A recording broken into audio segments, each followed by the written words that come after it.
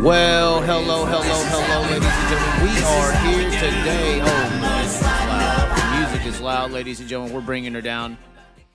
Handling the Hoker Truth. Oh, my God, that's the name of it. I like the name of it a lot. I like it personally. Personally, that's what I enjoy. The lights are off. The seriousness is here. We got James Kinney Jr. and Scott Fisher, who really chimed in last night with their support of the show. You'll see names down at the bottom. Of course, Prime Composite Innovations for you sprint car people out there with your carbon fiber bodies and components. I've been trying to tell Prime Composite we need to get into some late model stuff. That is on the docket potentially. Obviously, today going to be a little bit of a late model segment of the motorsports industry with Jeff Hoker here from Hoker Trucking. And we do have him on the line right now. Jeff, what is going on? We got you here. It seems like you have something you want to say today, but there's a lot of things you want to say. A general discussion of the sport, I'm assuming, will pop out from this. What's going on? How's it going? And thanks for reaching out. You reached out to me. I was so surprised. A tear did come to my eye. I'm not gonna lie. No, we're good. I mean, yeah, I did. I seen what your video you made a few weeks ago, I guess, and I guess part of that needs to be clarified a little bit, I guess. And, I don't, of course, there's a lot going on right now, and our phone's blowing up today about some sponsorship stuff. And I mean, some of that probably needs to be cleaned up a little bit, I guess, or aired out a little bit. No, I shouldn't say aired out. That's not an accurate word, but all these people always think they like to know what's going on, and they really don't, I guess, for lack of a better.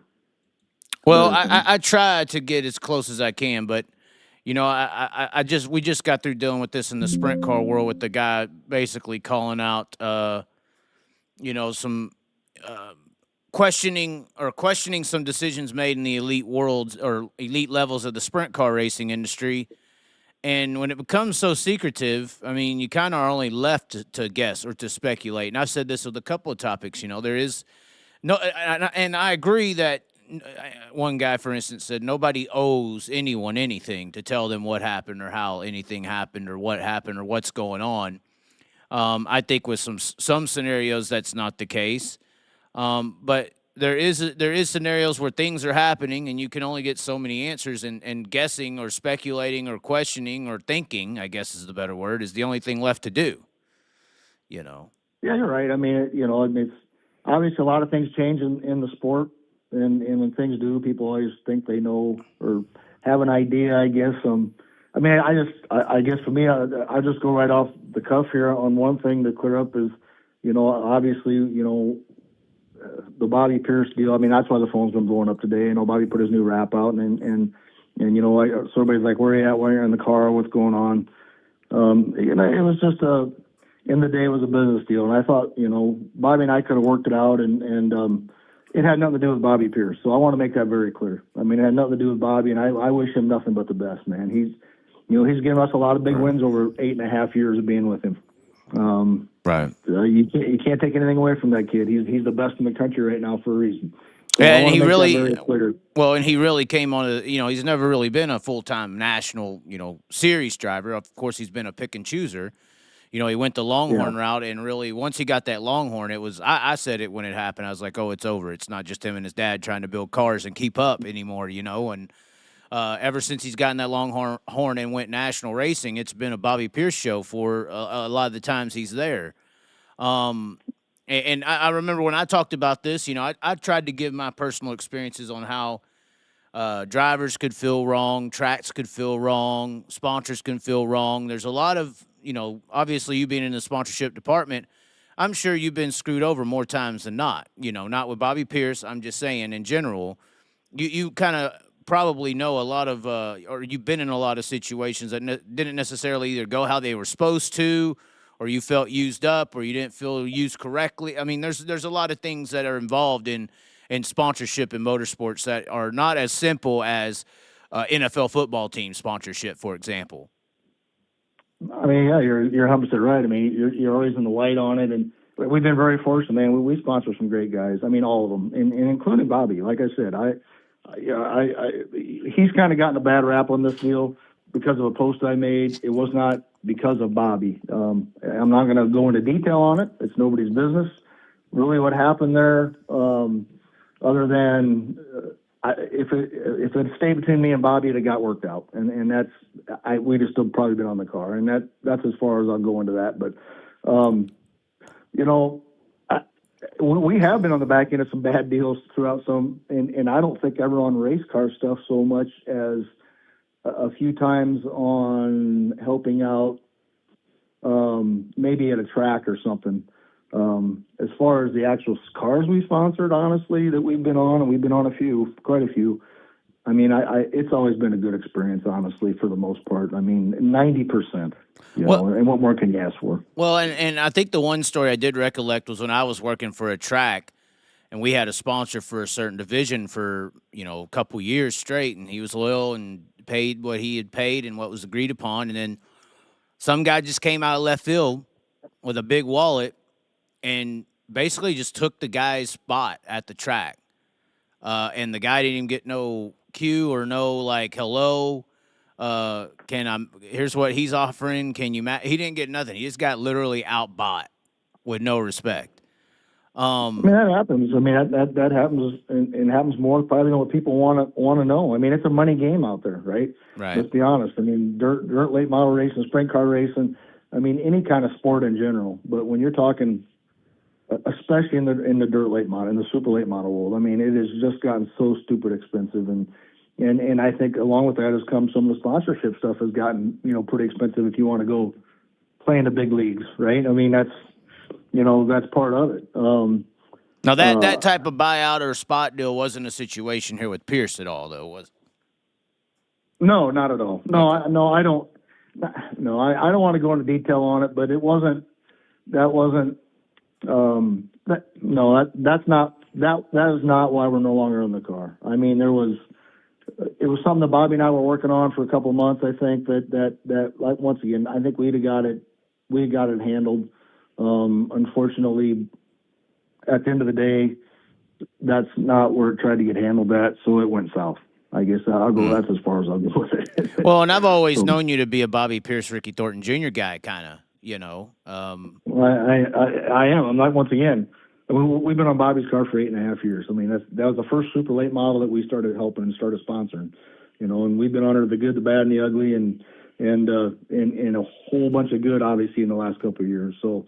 You know, and then Ricky Thornton is Ricky Thornton, right? I mean, yeah. We started with Ricky in a modified before he was ever in a late model. I mean, right. Or a super late model ride, especially full time. You know, and we just went along with him ever since. And you know, those two are the best guys in the country. Yeah. We're very, very fortunate to be with those guys and to be with them as long as we have. Yeah, to me, Ricky Thornton Jr. is the closest thing that the fended world has to their version of a Kyle Larson. You know. You look at a Larson, the sprint car industry, you know, the big-time superstars, the guy who goes to NASCAR. You know, they kind of use sprint car racing to reach the pinnacle of their sport. Where I feel like late mile's pinnacle in dirt late mile racing, the superstars, the super late mile driver, the Scott Bloomquist. That's y'all's A1. You know, Tyler Reddick can't put a T-shirt trailer next to Bobby Pierce's and outsell him. You know, it don't matter. No, absolutely. And I feel like that because of that, the route to become a super late mile star is still logically accomplishable versus a NASCAR star in the sprint car world, because that's the A1. Over here, y'all's A1 still accomplishable. And Ricky Thornton Jr., I mean, I've documented it, been talking about him for, you know, just as long as you've known him, maybe a little longer. Hell, I was racing in sim races with him back in 2004. But, you know, he's a guy who threw a damn modified on a flatbed and raced his way from the bottom to where he's at today, you know, and that's a big threat. He was a one-man show. I mean, you know, racing the mods, it was just him basically, and I mean, you find something that kid can't get in and win. I mean, get him in it and give him a little time in it, and he can win in it. And I mean, that's hard in any sport. That's hard to do, but especially in this one. Well, and the example is great too. You know, to be a Larson to go to NASCAR, you got to be 14 and hope somebody puts you in a 410. You know, the example of Ricky Thornton Jr. is you just work your ass off, believe in yourself. Go out there and put a modifier on the flatbed at 18, 20, and if you're good enough, you'll make it. That's an accomplishable example for future stars of the sport as well. You can do it, you know. Yeah, it's just putting the work in and putting the time in and putting the effort in and loving to do it. Right, for sure. And obviously the talent. There's got to be some talent there, and there's talent there. Yeah. You know, and all these guys there are. You know, I don't take anything away from any of them. Yeah. You know, once again, we just been lucky enough to have been with two of the best in the country. You know, and that's a cool deal for us. You know, it really is. You know, but on the sponsorship side of it, I mean, it's just getting to be where, you know, and I've seen, you know, we help out a lot of teams, small guys. Once again, from the Thorntons down to a guy in stock car, right? I mean, you know, the sponsorship side of it just gets, you know, you talk about getting used up, or and I don't say used up as much as just kind of burnt out sometimes. Because like I'll bet you that I'll bet 500 requests, or you know, people message me or email or about sponsorships. You know.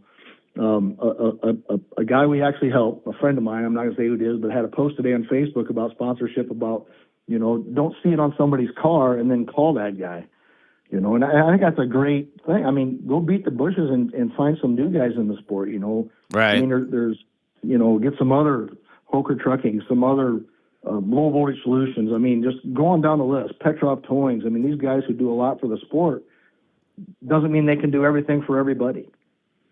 You know, I mean, your sponsorships get harder, especially in an economy like we have today.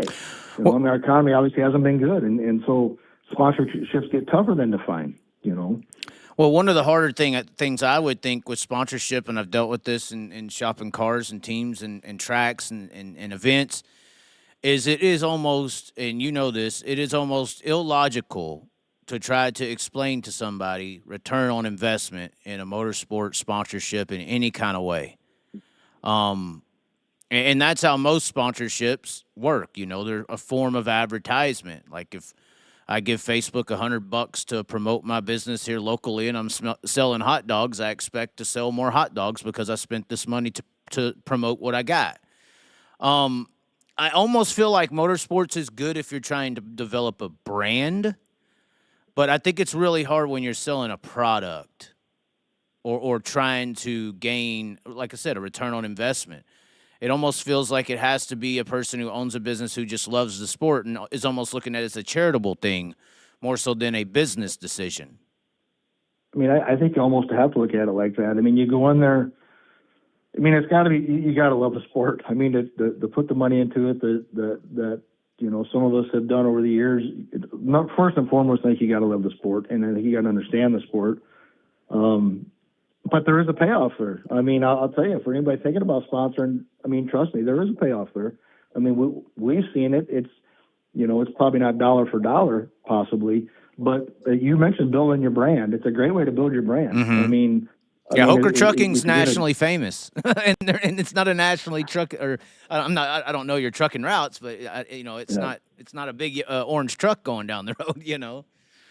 No, I mean, we put a lot of years into that and doing that, and a lot of money into doing that. But what we decided was, instead of advertising in a newspaper, which doesn't work, we tried it. We've tried TV ads in years past. It does, and they're very expensive. Mm-hmm. I mean, all of that stuff costs a lot of money. If you're going to spend a lot of money to try and grow your brand, our thought was spend it into something that you enjoy doing at least.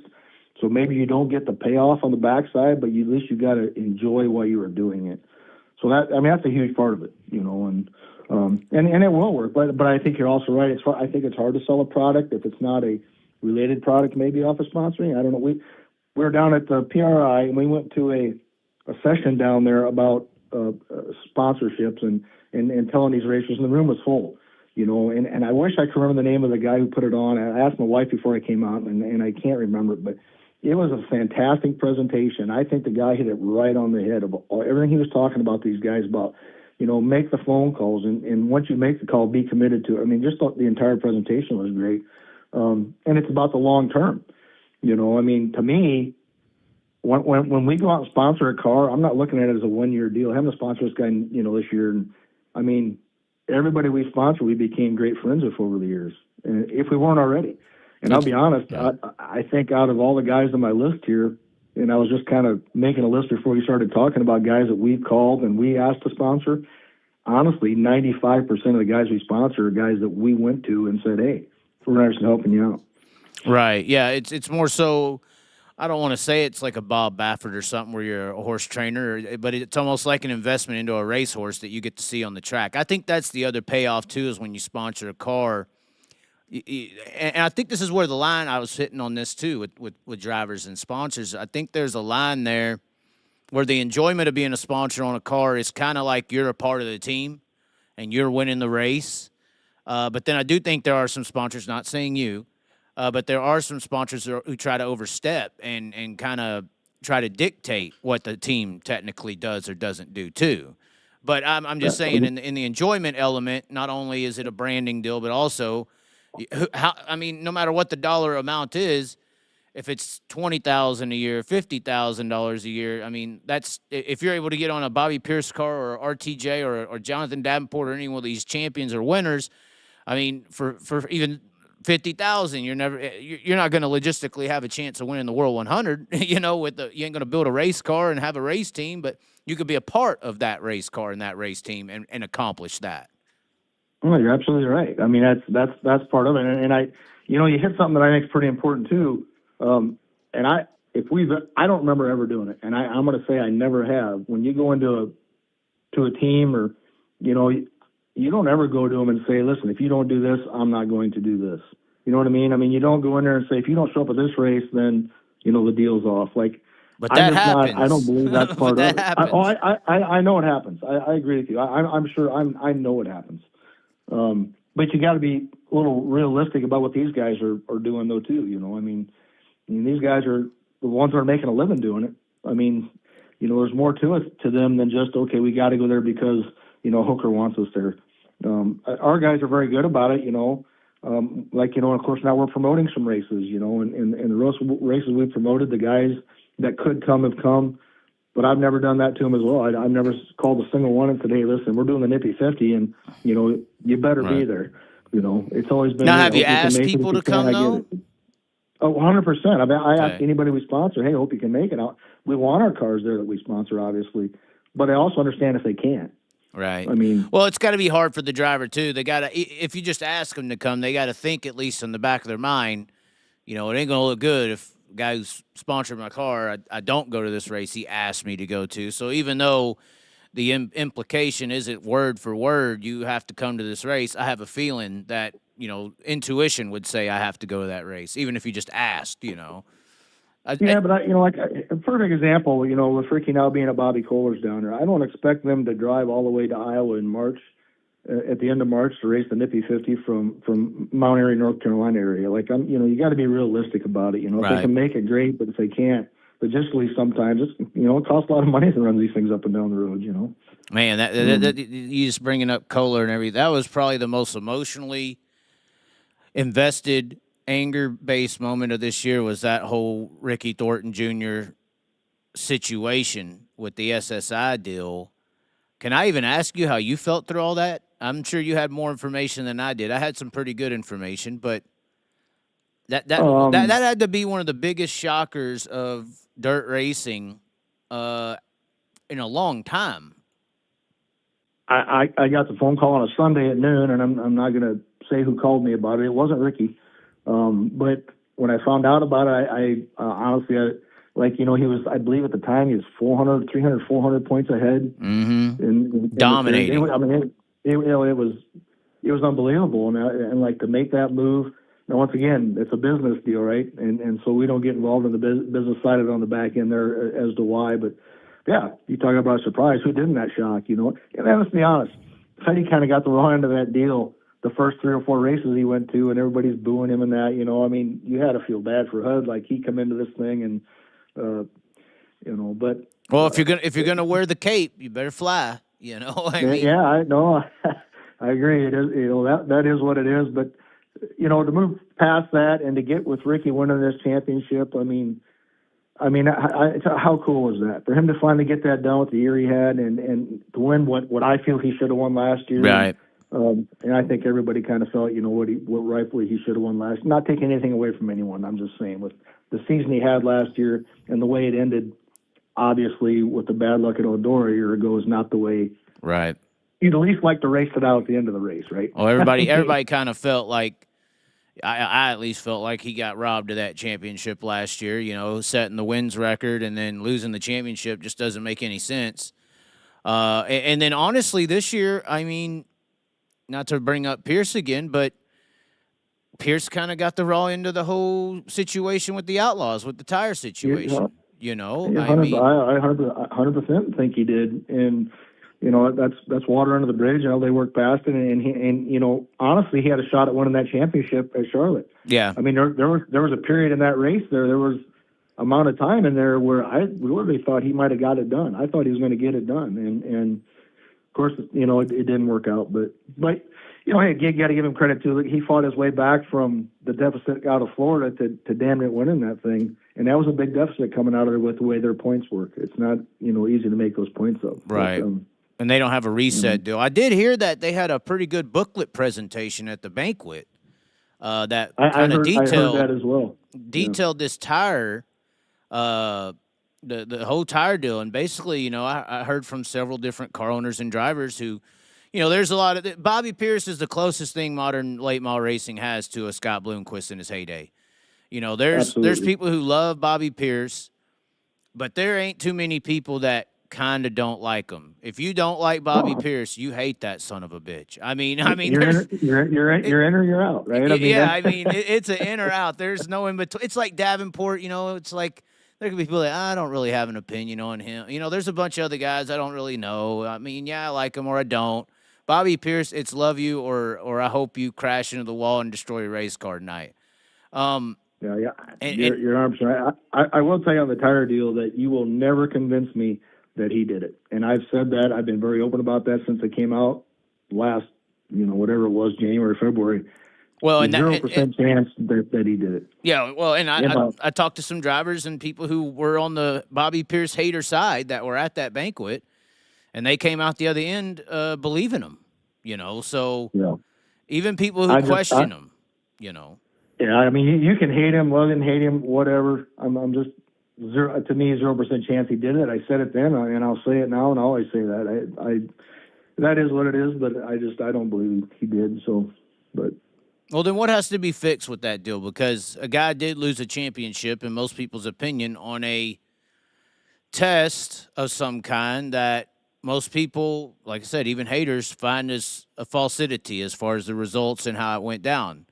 I mean, how does dirt racing get back to that fairness barrier? I mean, the talk we had about last night was literally a competition director or a competition tech director, former tech director, calling out series directors on literally turning a head or a cheek to drivers with illegal parts on the race car and letting certain names slide.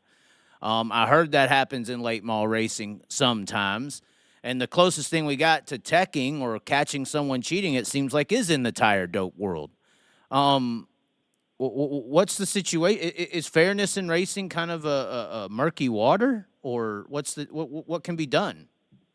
I mean, I honestly, from what I understand, and I did not hear the presentation, but I heard about it and the key points of it. And I mean, honestly, I thought that was a pretty damn good idea of what they presented. With the multiple tire test and the team picks up the foots the bill on it, and if it comes back dirty, you send it to another lab, and if it comes back clean, you send it to a third lab, and if it comes back clean again, I mean, once again, I don't know the ins and outs about all that works on the series side of it. So that was a part of the presentation. I didn't get to go into I know there was a book. I ain't got my hands on it yet, but that's what they were proposing happen going in the future? That was a part of it, yeah, which I thought was a great idea, quite honestly. I mean, I'm not going to diss anyone. I mean, I think that series and that series in general does a great job. They all do. But, I mean, somewhere I think there's got to be a way to keep that from happening, because you talk about something that costs a guy a lot of money. Mm-hmm. And I mean, that and really, reputation-wise, I mean. Yeah. I mean, I don't think any of them did it. They were on there. I mean, it was Devin Moran. I don't think Devin did it. Kyle Bronson was on there as well. I literally don't think any of those guys at that particular one were guilty of doing it. I just don't. So, but I what I understand from what they proposed, I thought was reasonable. But once again, I'm not the guy writing the checks at the series neither, right? I mean, that's they have their way of doing things as well. And World of Outlaws have always, I feel like at least, have always been talked about as like a 1B series compared to Lucas. And then obviously they got their sprint car series, and some people think that they don't treat the late models as, meaningful, I guess, as the sprint car series? Yeah, I don't know. I mean, I got a lot of respect for both them series when you know, and the work and the time they put into it and trying to make them better. And you know, I'm not going to say one's better or not better than the other. I think they both do a great job at what they do, and you know, they provide the platform these guys who want to be touring series to be able to do it and do it for a living. You know, and that's tough. I mean, that's, you know, it's every year. What are they down? I think the Lucas Oil had 17 or 18 cars this year run the entire series. That's pretty impressive. Yeah. You know. So and what about? I think they had. I'm gonna lie. I think they had 12 or something. But and both of them have stepped their game up big time for next year for payouts and stuff like that. So you know, my opinion's always been on payouts that you got to start at the bottom of the field and then at the top of the field. You know what I mean? Right. I mean, Well, building events is big as far as what series is viewed as bigger or smaller as well. I feel like is, you know, like obviously I think it's Dirt Car that still has the World 100 and all the Eldora events, which is under the World Racing Group, World Outlaw banner. And then obviously Lucas Oil has their hitters here and their shows and marquee events. Building events is hard, but that's a big deal, right? I mean, the events is what kind of makes dirt late model racing. That's where you get all the big boys there. You know, your USA Nationals. You can go down the list. I think you were a part of trying to build the Quad Cities 150. I think. Over at Davenport. That Davenport deal, man, I don't know from the outside looking in. I'm not married to it and kind of new to it, but it sounded like y'all got the shaft over there on that whole Davenport track. I don't know, that is what it is. I mean, I stuck behind good friends of mine. I mean, obviously we sponsor Justin Kai, and I went to school with his mom and dad, Ricky and Brenda, who were the promoters at Davenport, and I mean, I simply just, I'm not even going into details of why they left. That's, you know, that's their story to tell. But, you know, we simply just stuck with them. I mean, you won't find in my opinion, and there's a lot of good track prep guys out there, man. But Ricky Kai's the top 5 in the country. I'm saying he's 1 or 2 in the country. But I mean, top track prep guys, you just won't find a better guy to prep a track around. And once again, we're just good friends, and we're really more like family. And so when they told me the reasons why they were leaving, and I says, well, if you guys, when they went in there, I told Ricky when they went in there, he came and talked to me about it, and I said, hey, I hope y'all do whatever, you know, try promoting it, and I said, but when you're done, I'm done, and you know, I stuck to my word on that when he said he was done down there, and that Quad Cities 150 was getting to be a big deal. It was big. I mean, Davenport had some big momentum behind it, man. It was starting to really become kind of this, I would say, finally, and however long, a staple for super late model racing in the state of Iowa. I mean, Davenport was one of the top 5 tracks in the country, I'd say, by the time Ricky got done. It built there, to that point, yes. I believe 3 years in a row it had races that at least in the top 5 races of the year. I think one was race of the year or number 2, maybe back to back. Right. Number 2, and that was just in that 4.5 years that Ricky and Brenda were there. So it was, and I miss Davenport, man. That's a great track. Yeah. Yeah. Well, and it's funny, all that work and all that build up, and then once that partnership between the Kais and Davenport went away, all that momentum left with it. You know. Yeah, and I think that speaks, honestly, I think that just speaks to how great of a promoter that Ricky and Brenda were down there. I mean, they built a lot of friendships and loyalties and put a lot of time and effort into it. And I mean, to me, in my opinion, that just kind of speaks with, you know, with people just saying, hey, you know, loyalty is huge. I mean, whether, to me, I mean, and whether it's in a sponsorship or whatever it is, I mean, you know, if you give somebody your word, you're going to stick with them or stick behind them. I think that's all you've got, you know, and luckily now, you know, we moved that race up to Makokata, and it's done very well at Makokata. Last year was our inaugural year up there, and it was a great weekend, a great event, and I think this year's going to be bigger and better yet. Yeah, and I think I went to that facility last year with that Dunright guy and did some stuff around there. That's actually not a bad facility. I mean, it's actually very well laid out. I mean, they got that nice bar, beer garden area in turn 1, and really not a bad seat in the house. It's actually a decent place. It is. It's very. I mean, there's a couple small things we need to improve on up there. the Nippy 50 up there, last year wasn't, again, we got lucky and hit the weather. Great event. This year I think it'll be bigger. We teamed up with Mars this year and made Mars, came on and sanctioned us. And so if we're lucky enough to hit the weather again, that'll be it. But, Maquoketa is a great, it's a good facility up there. There's a few small things we need to improve on, structure-wise up there. But, I mean, it's got the potential that I think the Hawkeye 100 up there has potential, I think, to really outgrow what we thought Davenport could even grow to when we were there.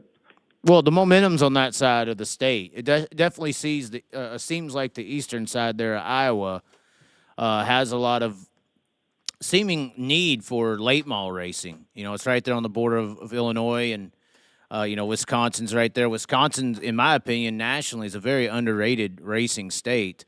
It has so many fans up there in big events, both sprint car and late model. So you have the fan bases or the ability to have big events there due to the fan bases that surround that region. Yeah, it's just a matter of growing them and bringing them in 100% right. I mean, what better than that whole eastern Iowa and Illinois area? I mean, look at the guys that race around there. You got your Pierces, your Babbs, your Fagers, Brian Shirley, Gundakers, within 5 hours, 4 hours, look at the crop of racers you have around there and, you can bring to the area. You're just you're in the heart of it around here. Well, and really good modified racing too. Bone Larson, I think, is over there. Obviously, IMC drivers, they travel a lot. So it's right there on the border of the UMP racing too. So you got the Yankee over there. I don't know what that race or event's doing. Now, I know that video with Peyton Taylor and XR and all that situation, I don't know how people feel about XR now. It definitely seems like they took a hit over that Peyton Taylor scenario. I'm not sure if you saw that or not. I saw it. I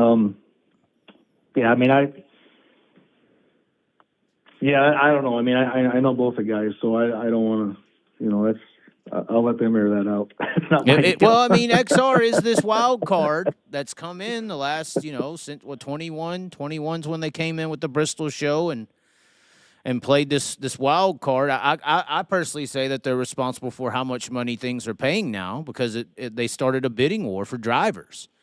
It seemed like. I think that's a fair and accurate statement. Barry come in there and honestly, paid some big money for some races and once again, it's about competition, I guess, right? That's the root of what we are in America is competition, I guess. So yeah, he came in and it was 30,000 was a big late model race, and now that went to 50 or 75 now to be really considered a big race. It seems. And I don't know if I agree with that as far as your fans are going to come. That way. It looks that way. Yeah, whether. In my opinion, and I may be off the track here, but I don't think I am. If you pay $10,000 to win or $20,000 to win or $50,000 to win, the fans are going to come, right? They're going to come. They want to come watch racing. They're not paying a whole lot of attention to what you're paying the guy who runs first, right? They're not coming to, it's a $50,000 to win. Let's go see who wins the $50,000. They're coming because they love racing. Right. But you need the guys that are going to run 24th and 25th or 22nd, whatever you have for a field. You need them guys, and it costs them the same amount of money to get there in most cases, right? So I'm a bigger fan, my opinion, of paying a 10 or a 15 or a 20 to win, but a 2,000 to start and move that through the field, right? Yeah. And that's what a lot of people were speaking of. They're late, mid-23, I think, after the bidding wars that happened in 1 and 2, 21, 22. You had a few drivers and prevalent teams. I think Mark Richards even said it. A couple other guys like, well, if they just move that money in throughout the field, it'd be just as good for the sport. I think Steve Francis talked about this. Because of how it was looking, 50,000 to win looks great, but if it was 30,000 to win and you put 20,000 through the field, that would help everybody. You got to have them guys in the back that are going to, the guys are going to come locally and know that, they got a slim chance in hell of winning, but they're going to come support you. You got to pay back to those guys too to get them there. Yeah, and you mentioned helping out the weekly local classes. How important is the weekly racing scene to you? It sounds like you're involved with all aspects, not just one. Obviously, it's Maquoketa, I believe, is the name of the track up there. Yep. That's a weekly racing facility. That whole area region over there is a weekly racing facility. How important is that? And is it just for the fans, or are you looking for potential drivers as well? No, I think if you don't keep your weekly racing around, you can't have specials, or you're gonna ruin your. I mean, if you don't have fans that are gonna watch your weekly stuff and keep it fresh, then how are you gonna bring a special in once a year and expect to draw a huge crowd? Right. You know what I mean? I mean, you lose people's interest in racing weekly. I think it's going to be tough to bring them in. You know, say a track wants to go, you know, and have 2 specials a year or something. I just think that's hard to do. I without having a weekly show. I'm not saying it can't be done, because there is tracks that do it successfully, but I think it's tougher. Right. Well, and obviously I'm a sprint car guy. Do you hate? Are you the guy who says push and flips? No, not at all. No, Okay. I mean, I don't mind a good sprint car race. I wish they'd bring it back to the dome race, actually, or down to the dome. I liked it when they had them down. Yeah, I think a dome 410 race would be nice, winged. I like the speed. Yeah, of winged. them, Yeah. So honestly, I'll be honest. I went to my first Knoxville sprint car race this year. We were at the Iowa race up there. You know, we sponsored a Xfinity car this year, and went down to Knoxville. That's the first time I've been there for a sprint car race. So I mean, I don't mind sprint cars at all. I mean, I enjoy them. Well, I like them on the short tracks. I know Knoxville's this big kind of Daytona, but yeah, you get 410s, you know, with a good field of cars on a little bitty short track, and that's a hell of a show. It's hard to beat. Absolutely. We brought them to Davenport 2 years ago. It wasn't the wing sprints, you know, but we brought the 360s we had down there, and I really thought we'd have a huge crowd, but we just didn't draw them in. I'm not sure why, but it's, you know, it's weird though too. You know, you get your areas where you have sprint, like Knoxville, it's all sprint cars. You come 150 miles this way, and it's all late models, or not all late models, but that's the big draw, you know. Or I mean, it's just weird how those areas are separated out. Yeah, I mean, there is definitely a line in the sand when it comes to sprint car fans and late model fans. I think it's late model fans more so to sprint car fans, but it's both sides just as equivocally. I know you wanted to talk a little bit about the importance of sponsorship and how hard it is to be, and I know your initial message seemed like you wanted to kind of talk about some, you know, how much it is to be involved nowadays, or what was that? What was it that you really wanted to hit on that? Like I said, sponsorships get more and more expensive, you know, every year. I mean, obviously the sport's getting more expensive, and along with that, you know, these guys, you know, like to, you know, sponsorship wise need more help. So, like I said, you know, without sponsors, you don't have a series. You don't have a series race. You don't have a local weekly race. So you don't have, you know, if you don't have cars, you don't have a race. So, I mean, sometimes I think they get a little, and I'm not talking about me, so don't put this like this is, you know, but I think in general, I've had a lot of people call me in the last month, sponsors, and who sponsored a lot of stuff, and we've been having these conversations about, you know, kind of the same, I don't know how to say this correctly, I don't want to get too into it, but kind of the same situation like what we had here recently, you know, where they, you know, and they just feel like, you know, do they want to keep doing it, or is it time to walk away and do something else? You know, if you start losing these guys who've been helping the sport forever, everybody knows how hard it is to get new ones. Any racer out there, I don't care what it is, anybody's series, I don't care what track is trying to find sponsors, knows how tough it is to get them. I hear it all the time. Yeah. Which is why, you know, those of us who have done it a while and our names out there, once again, and not like the Ed Petros and me and whoever, I mean, I guarantee they get burned up as much as we do. Somehow they need to figure out that you got to start looking elsewhere. Like, just because, don't keep calling the guys you see all the time.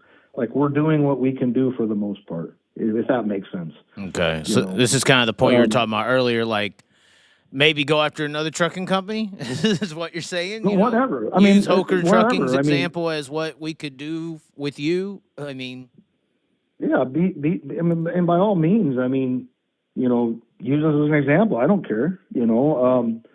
But it's, you know, the more you can get involved, the more these guys can get involved without going to the same guys all the time, the better it's going to be for everybody at the end of the day. Because, you know, if you get another trucking company involved, I don't care who it is, you know, ABC Trucking, whoever it is, and if they really enjoy it, maybe they'll go in deeper and deeper and add some more guys, right? Well, if you were trying to get an energy drink company to sponsor you, you would probably use, like, look what the Outlaws has done with NOS. We can do some of their things that they've done. You know, you would use relative similar products in the sport already, and what they're doing with those is like a game plan or some sorts. I think the issue with sponsorships is you have a few drivers, you have a few tracks that are, I guess, like it's almost like what do they say, like guys in the new world or women as well. Like everybody, you know, there's plenty of good guys and women in the 5, 6, or 4, 5, 6 department, but everybody wants a 7, 8, 9, 10.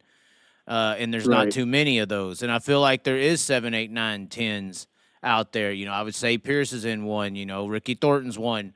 Eldora is a track that everyone would love to get into and buy a suite. And Knoxville is a place where they would like to sponsor and get involved with.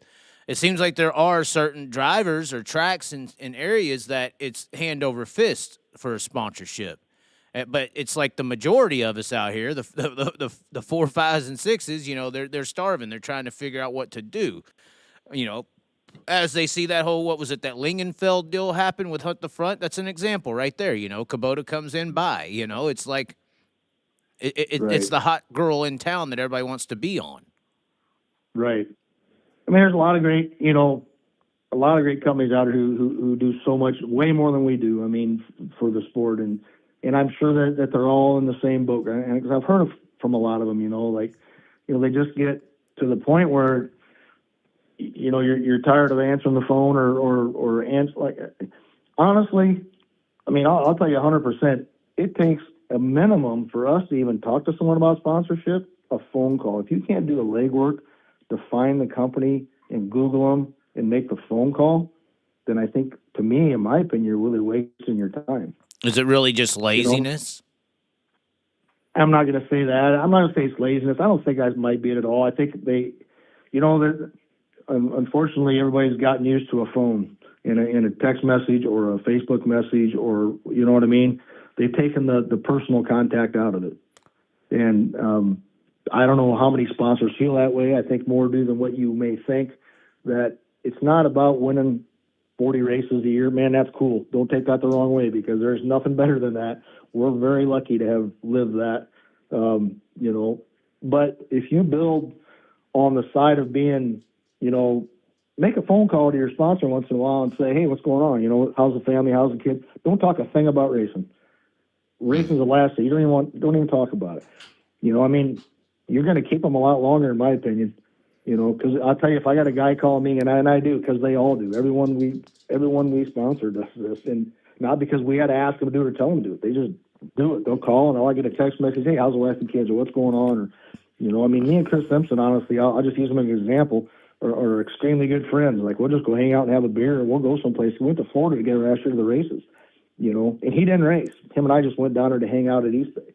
You know, I mean that's probably the extreme side of it, maybe, or maybe not. I don't know. But well, I mean, Donnie Schatz told me you don't ever call them anyone who gets involved with you a sponsor. You call them partners, because it's a partnership. I agree with that 100%. Yeah, because you spend a lot of money to do that, you know. And you hit on earlier, you know. I mean, it makes you, obviously, you know, we started doing it, you know, and got to make a few trips to Victory Lane. We're lucky enough with Justin Kai to make a lot of trips to Victory Lane, you know, from the get go. But you know, once you, like you said, you know, it's something you're living being part of the team without being part of the team. You know, you're you know, you get the opportunity to do that, and you know, you don't have to win that 30 races a year to think you could have it. That's where you're going to get a sponsor. I mean, it's really not. You know, I mean, if you just sell yourself to them and then make sure they know that you appreciate it. Right? Is there any aspect to people who think, you know, I just need to, like you just said, get out there and win? Or others who just think I need to get on a Facebook or a TikTok and build a profile and have a following, and that's what's going to – I don't need to pick up the phone call, because if I do all these things, then somebody's going to want to call me and be involved with me, similar to the Hunt the Front deal, you know. I mean, I know they had their sponsors and everything, but the reason people are coming after them and wanting to be a part of them is because of their following that they've built. Yeah, absolutely. I mean, once again, you're out there to market yourself or brand yourself. So you need, you know, as a sponsor, they're looking for exposure. I mean, that's what it's all about, exposure, right? Now, we're lucky enough to have cars like, you know, my buddy Timmy Kerner, who we sponsor, we get maximum exposure because we run every B main, we run the hot laps, every B main. We're usually on a wreck or something, so we get maximum exposure that way. Well, that's all right too, right? So I mean, if you got the money to throw around on all these cars as they're wrecking in the field, that's fine. But well, it's just a joke between us. It's maximum exposure. When you run every lap of the track, it seems like you make the B mains and even make the features. So we call that maximum exposure. But oh god, he's probably why you're getting emails and calls all the time, because they're like, if he'll sponsor that guy, hell, I'm over here running 15th in the A. I should be able to get him. I should get that Hoker logo on the car. You're probably right. You're probably right. I thought he just was with the Bobby Pierces and stuff. No, his standards are low. Yeah, we're way down there. We don't care. Oh god, you gotta call him. You gotta call him. That's what you're saying. Call him and say hello. Yeah, just call him. And just talk to him. And once again, on the other side of that, sponsorship wise, don't think you're going to be the guy who go to the track and if they're busy and don't talk to you, they snub you. Well, that's not the case. They're busy. Right. They got shit going on. That's how they make a living. Right. So give them their space. Right. That's the biggest thing, that, in my opinion, at least. I think that they get sometimes overlooked. Some of them, maybe. Just my opinion. Do you think there's some people that would be involved in the sport that personally that just ain't because they haven't been approached or talked to? I think there's some people I know who have gotten out of it because of that. I think there's people who've gotten out of the sport. I know there's some who just had their fill and they wrote a check and at the end of the day they figured that's all it was a check. They wrote a check and that's all they were was a check writer to someone. Yeah, that seems to be an issue a lot of the times, is the only value you are is money. Yeah, 100%. It really is. Once again, it's about the long-term relationships, in my opinion. Obviously, the business end of it, you got to understand the money end of it as well. But, the payback from sponsorship, other than being a tax write-off, is pretty hard to put dollar to dollar on a payback. Let's just being honest. So right. You got to give them something more than saying, hey, give me 10 grand, I'm going to make you back 20. That's not your sales pitch. Right. Yeah, there's no return on investment. Yeah. There's no ROI on this. There is not. Yeah. Well, I think that's the harder part, to get a normal corporation to invest into. Look at Case. Obviously Case Construction's off the World of Outlaws. Luckily Lucas Oil is a brand of itself. But yeah, it's definitely hard to get a return on investment in this gig. It's almost like you said. It's like I said, it's a charity, but it's also a partnership to that charity. To make person feel appreciated for what they're doing. Lucas Oil is a great example. Look at Earl Pearson Jr. He was Lucas Oil for 20 years. He had Lucas as a sponsor. That's huge. Right. And there's a lot of guys out there. I think, I don't quote me on this because I don't know the years, but I think Ed Petroff was on Bloomquist's car for a extremely long time. So there's companies like that have been around and been very loyal. These guys have been there forever. Right. Yeah, we lost Bloomquist though this year, so that's different. Yeah, that was terrible. It was actually during our World of Outlaws show in McCook. It was that weekend. It was that the Friday, I guess, right? It was Friday, that Friday night. I think it happened on a Friday or Thursday night or Friday. Yeah, that was actually that weekend. Yeah, well, I think it happened Saturday morning. Saturday morning, it could be. I know it was that weekend. I don't remember what day. It was Friday or Saturday, whatever it was. Well, it's different. It's one of those deals, and how it happened was so crazy. But yeah, did we think Scott Bloomquist is going to go away normally? That didn't really fit the MO. Wasn't a chance. Yeah, it wasn't a chance. No, he didn't do anything normal, and that was all right. And that's why he was who he was. Right. Did you ever have any memorable interactions with the Bloomquist? I did. I actually just a few times actually. Once down to St. Louis at Tri-City and another time over at Eldora actually. It was the year that Eldora didn't have fans in the stands, so I guess it would have been 2020. I guess down in the pit. So it was, but yeah, he was a great guy. How much can the sport miss one guy? My God, irreplaceable in what he's done for racing and dirt racing and the sport in general. And once again, I mean, who's going to fill those shoes right now? In my opinion, there's one person that's there to do it. That's really like on that level right now, or on that train to be able to make that happen, I guess I should say. As far as like a love-hate, the Bobby Pierce. Yeah, I mean, as far as the talent and what he could do in racing, and you can never take that away from him. So. Okay. Yeah, it's true. I'm curious, out of all the sponsorship of Pierce, have you ever got any weird souvenirs? Like, have you ever got like a Hoker logo that was ripped off the damn car at the top of Eldora that's just destroyed, or I don't know. I'm sure I have. They get us a lot of stuff. I'll tell you the coolest thing I've ever got from sponsoring Bobby Pierce is sitting in my office right now. It's the World 100 trophy from this year, or a World 100 trophy from this year. So oh wow, that's irreplaceable to me. You know, I mean, that's to be able to walk your office and set every day. That's pretty cool. You got what you wanted and got out. Unbelievable. Well, I didn't know. I wasn't not by my choice. Right. Not by my choice. Right. Well, it is going to be weird to see the 32 without that Hoker logo, and it's almost like Goodwrench Wendell Sr. in a way. You know, it's always there. Yeah, I mean, once again, I mean, it is what it is, and had a lot of good years there. 8.5 years is a long time, you know, to be on a car, and but it's fine. He'll move on and obviously do great things. We brought Ryan Gustin on, you know, after that happened, of course, and you know, we're happy to be on Ryan's car. I've known Todd Cooney for years. I mean, of course, we had the Hoker East Series, you know, with the SLMR deal, and I think Todd raced every race we ever had in that series and supported it, and you know, that's a pretty underfunded team. Let's be honest. I mean, they don't have a lot of big help. They don't, you know. So when I made that phone call to Todd and I talked about it. Ryan and I talked about it for about a year, honestly. And I said, you know, something ever happened where we was able to help you out, we would.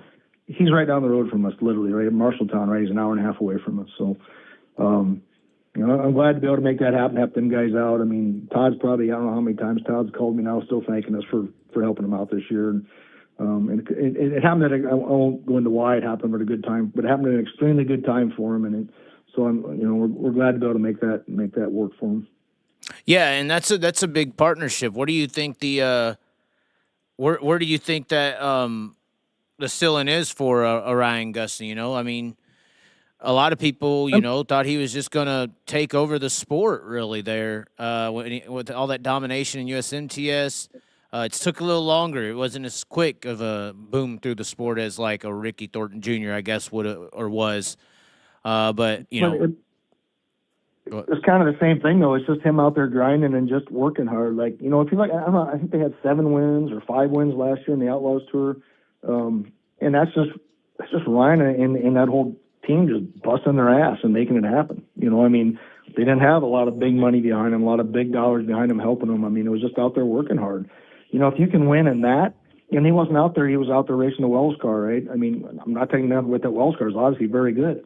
You know, but he's not out there like, you know, with Team Longhorn help and things like that. You know what I mean? So that's a guy out there.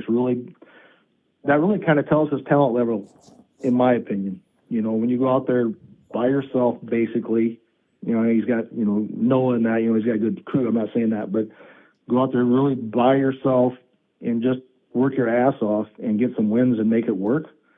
Well, that's pretty impressive. I mean, I think the sky's the limit for Ryan. I mean, you know, I think he can go out there and do, I think he's going to do extremely well this year, honestly. You know, he built last year, got better as the year went, and I just think he'll get even better this year. Well, and at the same time, you know, you know, when Ricky Thornton Jr. swapped from SSI to Kohler there, I thought it was going to just stay going as it was because Ricky Thornton Jr. to me has always been his own crew chief, basically. You know, coming up through the modified ranks and everything like that, and I'd always thought the intelligence of a Ricky Thornton Jr. is what propelled him to where he's at. But I got to learn. It took a minute for Ricky Thornton Jr. to come around, and I got to learn in that transitional phase, talking to different guys throughout the fendered world, that in that late model industry, there is just that 1 to 3 or 4, 5% of people in the whole industry that just do have a little 0.5% advantage on tuning these race cars. And it's really hard to get into that area where, Ricky Thornton was, or where Davenport was, or even a Mark Richards. You could maybe throw him in there, but even SSI, everybody involved there. There are just a few guys who, for whatever reason, that intelligence on what to put on that race car is just that much better, and it's really hard to keep up with them if you're not one of them. Oh, I think an Anthony Burroughs is impossible to replace. I mean, just a hard-working God. I mean, Burroughs is just a great guy and so intelligent, so good on a race car. I mean, the proof in the pudding. Obviously, we all saw it. Right. But then you got. There's only about 4 of those guys, is what I'm saying, in the whole industry. Yeah, no, I agree. Yeah, I agree. And it's hard to find. You can't find nobody. These guys are looking for crew guys every year and crew chiefs every year, and every year more guys are retiring and leaving the sport, and nobody else is coming in. So how do you replace those guys? Well, it is a tough life. At least the sprint car guys, they're used to the hotel world.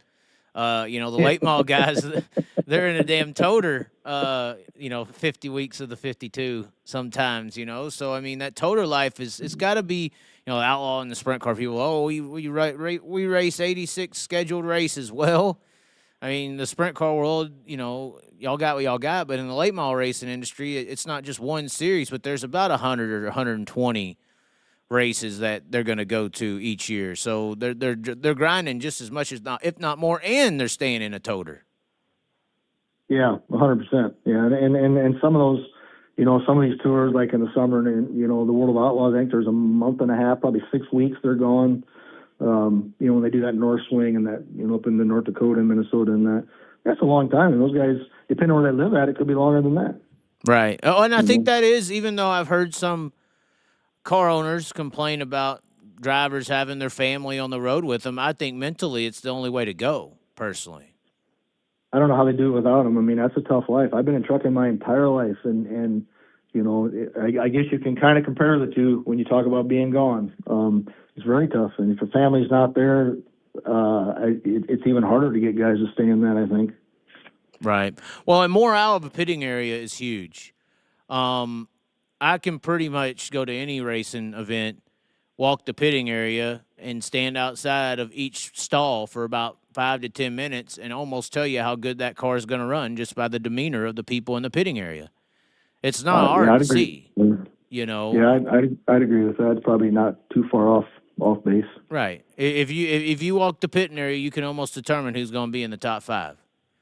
Yeah. And you can tell who's probably going to be in the B main struggling, and when they get back to their pits, their daddy or somebody's yelling at them or screaming or something, just drama, psycho shit, that never transitions to finishing well on the racetrack, ever. Never seen it. No, yeah, that's probably pretty accurate. So it's interesting how that works. So, yeah, I don't know how they, for instance, Ricky Thornton Jr. brings his family on the road. I think that's awesome. Some other guys try to as much as they can, but then other people don't want it. Is that an old school idea? Is that really what it is? Like we're out here in the war kind of deal? We don't need no distractions? I don't know. I mean, or is it more of that's just the way some guys work? You know what I mean? I mean, they don't want the distraction, can't work well with the distraction. I mean, I don't know. It could be. I mean, I know when I get the opportunity and I'm fortunate enough to be able to take a trip in the truck, I can go to Colorado and back and never turn the radio on.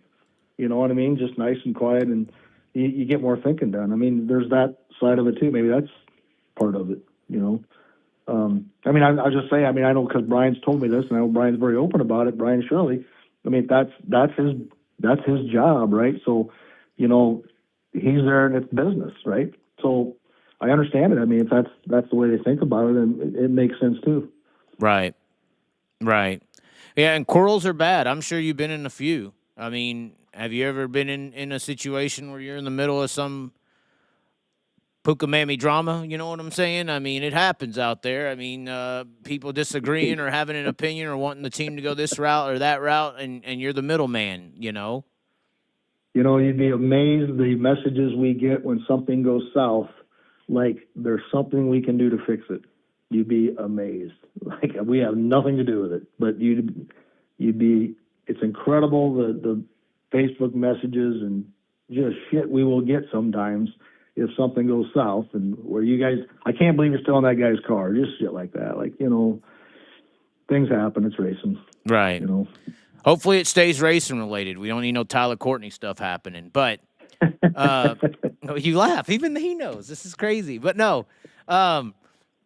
Yeah, it is pretty crazy to have those things happen, and then it's uncomfortable and everything. But hell, I mean, relationships are so hard to maintain in the sport too, just between people. Like you said, new crew guys, new this, new that, all the time.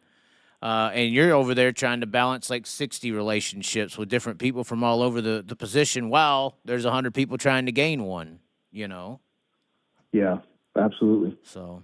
Absolutely. All right. Well, I think we covered all the bases. We just got you here over an hour. I mean, you really don't want to say much about the Pierce still. That's fine, but it's okay. No, I mean, I think I covered it. Like I said, it was, it wasn't 100%.